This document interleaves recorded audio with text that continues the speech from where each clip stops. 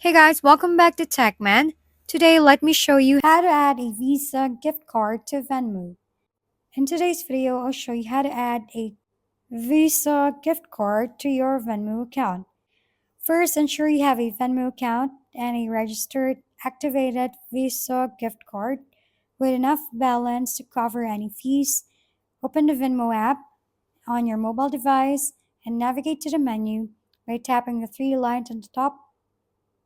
From there, go to Settings, then select Payment Methods, tap Add Bank or Card, choose the card option, and enter Visa gift card details, including the card number, expiration date, and CVV.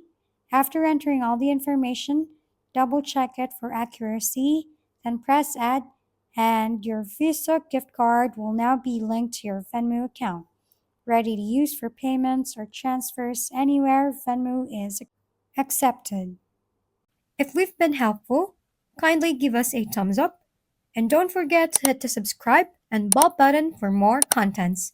For any questions and suggestions, comment down below.